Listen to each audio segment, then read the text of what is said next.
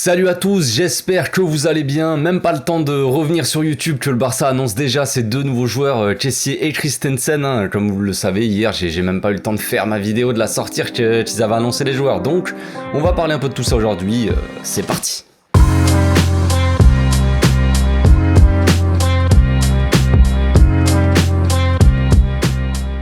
Au passage, n'hésitez pas à vous abonner, liker et commenter, c'est le meilleur moyen de me soutenir et ça fera plaisir à tonton. Le Barça signe donc comme prévu la deuxième recrue et la troisième recrue pour ce mercato après Pablo Torre. Donc évidemment tout le monde attend Rafinha, Lewandowski ou même Koundé ou Koulibaly, peu importe. Mais en attendant on va quand même s'intéresser un minimum à nos nouveaux joueurs quand même les gars. Un minimum quand même. Bah oui, ils sont pas venus uniquement pour le soleil et la plage, ça reste des excellents joueurs aussi de foot, même si leur nom ne fait pas forcément vendre de papier, hein. On va commencer donc par Kessié, le petit Franck débarque après quelques bonnes saisons à Milan quand même. Pilier de ce milieu de terrain de Milan qui sort quand même champion d'Italie. Il sera donc présenté mercredi autour de midi, suivi par Christensen le lendemain. Donc le Barça économise 45 millions à peu près, c'est la valeur du joueur, en signant Kessié gratuitement donc. Et enregistre donc un joueur mine de rien assez jeune, il a 25 ans là pour le moment, 26 en fin d'année, donc seulement un an de plus que Frenkie par exemple. On signe donc un gars jeune mais expérimenté aussi. Un gars, comme je disais, titulaire au Milan AC. C'est pas rien non plus. Titulaire aussi avec sa sélection. Mais quel rôle il va pouvoir tenir dans cette équipe? Moi, je vois mal le gars prendre la place de Busquets, Frenkie, s'il reste, ou même Pedri. Mais quand même, ça veut pas dire qu'il va jouer 2 matchs dans la saison. Xavi apprécie son profil, déjà, et il a poussé pour sa signature, donc il compte forcément sur lui. Mais à quel poste? C'est ça la grande question. Même s'il peut faire le taf au poste de Busquets, je le vois mal mettre le papy sur le banc, en termes de hiérarchie déjà, peut-être, mais aussi de profil. Mais quand même, le papy Busquets, même s'il est encore très utile à l'équipe, on peut pas le faire jouer 100% des matchs toute la saison, ça on l'a bien vu. Kessié pourra très bien assurer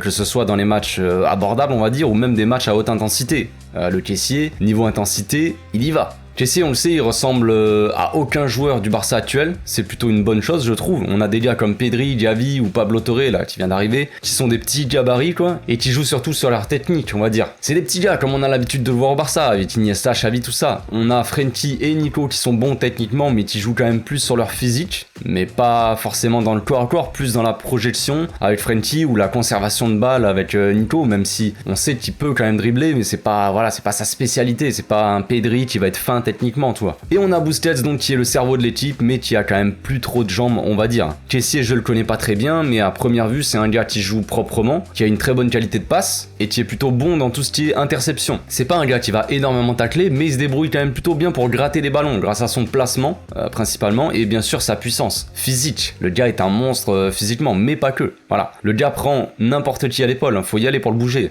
C'est pas Yaya Touré ok mais quand même il est costaud le Francky. Donc voilà, il va nous apporter un peu de muscle au milieu et une option en plus pour Xavi. Les joueurs techniques, c'est bien, moi je suis pas contre, ça c'est ok, mais c'est toujours intéressant d'avoir un gars qui va rentrer un peu dedans des fois, surtout que techniquement, il est loin d'être dégueulasse le gars. Et c'est un bon passeur comme je l'ai dit, hein, que ça soit jeu long, jeu court, il est plutôt bon. Donc on a plusieurs options avec lui, il peut jouer seul devant la défense, en double pivot avec Frenkie ou même Busquets, ou alors en relayeur carrément, même si moi je suis peut-être moins fan de le voir en relayeur, pour moi il a plus ce côté défensif, il va moins provoquer balle au pied quoi. Est-ce que Xavi va le laisser dans un seul poste on va dire, ou est-ce qu'il va se laisser la liberté de l'utiliser dans plusieurs rôles? C'est possible. J'avoue que comme je disais, moi ce qui m'emballe le moins c'est de le voir à un poste plus haut sur le terrain. Pas sûr qu'il ait plus de qualité que Frenkie par exemple pour percer des blocs bas. On sait que Frenkie il a un peu de mal à percer des blocs bas, voilà. On sait qu'il aime bien se projeter, voilà, qu'il arrive lancé on va dire. Frenkie il est mieux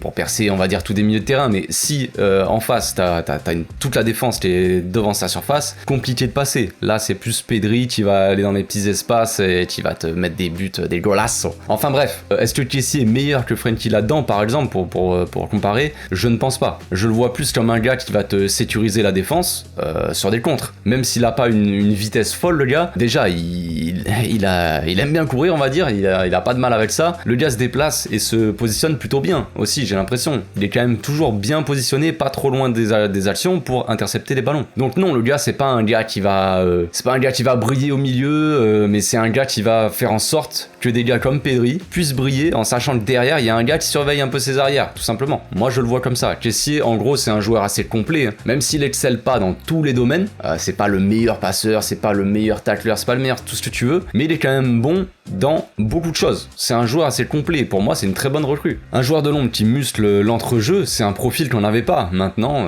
voilà, on l'a. Donc moi je suis totalement pour. Voilà, je suis content qu'il soit là. Je sais qu'il va être utile à l'équipe, mais il va peut-être pas être titulaire ou je ne sais pas, on verra bien. Mais il va être important à mon avis. J'ai confiance en Xavi pour faire de belles choses avec lui en tout cas. Bon, maintenant on va passer à Christensen, le défenseur qui te fait pas trop rêver, mais qui reste quand même un très bon joueur lui aussi. C'est peut-être pas lui que tu vois en premier quand on te demande, frérot, qui tu veux voir venir en défense. Tout le monde va sortir Rudiger, des mecs costauds, on va dire. Ok, il n'y a pas que ça dans le football. Ok, Araujo, il est costaud, il est monstrueux, c'est un guerrier, il te fait du bien, mais au Barça, on a besoin de gars en défense qui savent relancer. À l'époque, regardez, Piqué-Puyol, l'association était magnifique. On avait Puyol, le guerrier, qui, voilà, techniquement, bon, même s'il a tapé quelques roulettes, je m'en souviens, c'était incroyable, mais quand même, c'était pas sa spécialité, c'était pas la relance. On le voyait balle au pied, c'était un peu compliqué, le Puyol, mais c'était un guerrier. Et à côté, il y avait Piqué, où, voilà, lui, c'était pas un mec qui va te rentrer dedans, même si quand même, c'est un bon tacleur, mais sa spécialité, ça va être la relance propre. Et Christensen, je le vois un peu comme ça, un peu comme Garcia, on va dire aussi, un mec assez à l'aise avec le ballon, et qui va t'aider à remonter tout simplement le ballon, à faire progresser la balle, sans avoir le feu au pied là, et devoir dégager comme un bourrin. Non, ça c'est pas son style. Donc c'est pas le premier à qui tu penses quand tu te dis j'aimerais avoir un défenseur dans mon équipe, mais ça reste une très bonne affaire, et un joueur qui connaît très bien le jeu de position. C'est un gars donc qui relance bien, comme je disais, qui même s'il a pas le physique de mon petit Ronald, il va quand même au contact. Ces derniers mois à Chelsea étaient vraiment pas ouf, à ce que j'ai cru comprendre. Je pas vraiment regardé les matchs de Chelsea, tout ça m'intéresse pas trop, mais le gars a fait quelques boulettes, quelques conneries, il se faisait sortir, il jouait plus, c'était compliqué. Au contraire de Chelsea par exemple, à l'inverse, qui a fait une bonne fin de saison, il me semble. Après, on sait pas ce qui se passait dans sa tête au gamin non plus. Peut-être que le gars, il avait déjà la tête au Barça, tout ça. Voilà, je vais pas essayer de lui trouver des excuses non plus, mais on sait pas ce qui se passe dans la vie des gars, ni dans leur tête, clairement. En tout cas, ça reste un bon défenseur qui pour moi est un peu dans le même style que Garcia, comme je disais, mais avec plus d'expérience. On le sait, Piqué est sur la fin, même s'il s'accroche comme un chewing-gum collé sous ta chaussure là, et Christensen peut très bien le remplacer. Il a les qualités pour, et pour moi, il est prêt. Avec Chelsea, il jouait souvent dans une défense à 3, et avec sa sélection, il joue dans une défense à 4, il me semble,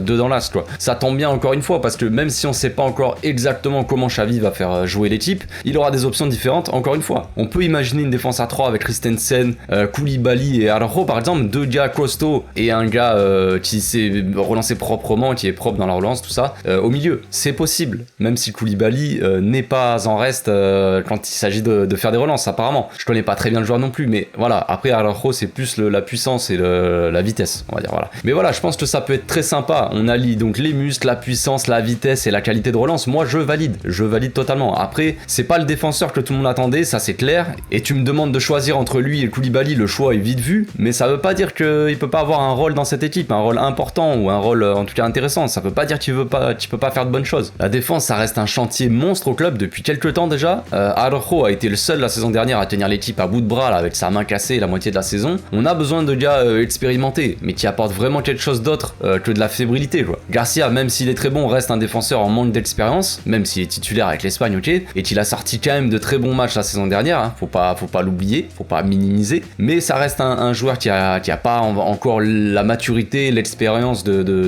d'autres joueurs. Piqué joue lui sur une jambe la moitié de la saison, mais il veut pas partir, on lui doit encore trop de thunes et il doit payer les sorties en boîte de nuit de Ricky Puig, donc comprenez, c'est un peu compliqué. À côté de ça, on a Umtiti l'anglais, des grands mystères de la vie, ça c'est des grands mystères, surtout pour l'anglais, qui avait montré quand même de belles choses quand il est arrivé. Le mec, c'était lui le patron. Piqué, il était à la ramasse, heureusement il y avait l'anglais. D'un coup, qu'est-ce qui s'est passé?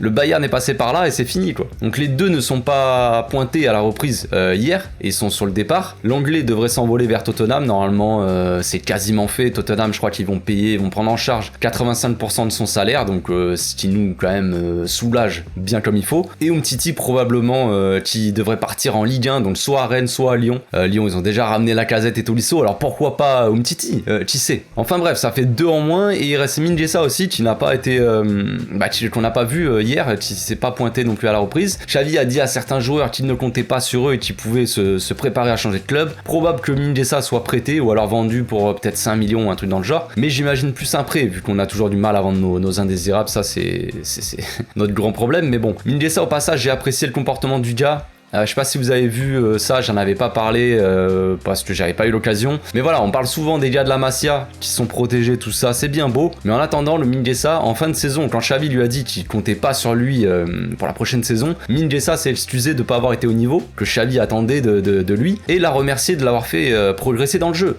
Applaudissons ce gars, applaudissons ce bonhomme parce que c'est quelque chose de magnifique, je trouve. La situation est loin d'être facile pour le joueur. Imaginez-vous, genre vous jouez au Barça, c'est votre rêve, tout ça, vous venez de la Masia et ton coach te dit je ne compte pas sur toi. C'est-à-dire qu'il lui a même pas dit, enfin après je sais pas exactement ce qu'il lui a dit, mais peut-être qu'il lui a même pas dit je compte sur toi dans le futur, mais voilà, pour le moment non, là c'est vraiment je ne compte pas sur toi, tu dois partir du club. C'est comme ça, c'est la dure réalité du foot, voilà, c'est comme ça, ils sont payés très cher, ok, ils jouent au football, c'est magnifique, mais voilà, des fois t'as envie de jouer dans un club, t'as pas les capacités, tu dois partir dans un club plus petit, et là tous tes rêves tombent à l'eau, tout ça, et c'est compliqué, psychologiquement ça doit être assez difficile, mais le gars, voilà, tu lui dis je compte pas sur toi, et il te sort ça, il s'excuse, désolé de pas avoir été au niveau que tu attendais de moi, genre moi je trouve ça incroyable, et c'est quelque chose d'honorable, je trouve. Le gars est lucide sur ses performances, et il le dit sans problème, il n'y a pas de truc d'ego, de profiter de son contrat pour rester au Barça, comme beaucoup de joueurs là,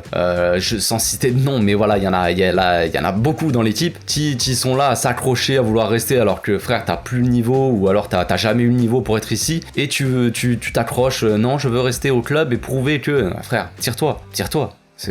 Enfin bref, moi je trouve ça honorable, voilà, il préfère avancer dans sa carrière, quitte à partir de son club formateur, son club de cœur, donc bravo tout simplement, il faudrait que certains s'en inspirent un peu, ça serait cool. Donc on se retrouve avec Araujo, Garcia, Christensen et Piqué, donc 4 défenseurs uniquement. Derrière on a Mika Marmol qui a un profil assez intéressant et gaucher, quelque chose à souligner quand même pour moi, vu qu'avec les départs de l'anglais et Umtiti, ça ne sera plus le cas, on n'aura plus de défenseur gaucher, donc Mika lui, il va probablement quand même être prêté, je pense, si un autre défenseur arrive. Si personne d'autres arrivent que Christensen en défense, je pense que Mika pourrait rester, mais après moi je pense qu'il vaut mieux voilà qu'il parte dans un autre club en prêt, même si voilà, j'aimerais bien le voir jouer et tout, mais j'ai pas envie de le voir cirer le banc non plus toute la saison. Je pense que là il va pas vouloir rester en B, il est trop niveau au-dessus, je veux dire, il a pas le niveau pour jouer en B, il a le niveau pour jouer dans un club, pour engranger de l'expérience dans un petit club, on va dire, un plus petit club. Après il peut jouer de temps en temps des petits matchs au Barça, ok, mais bon,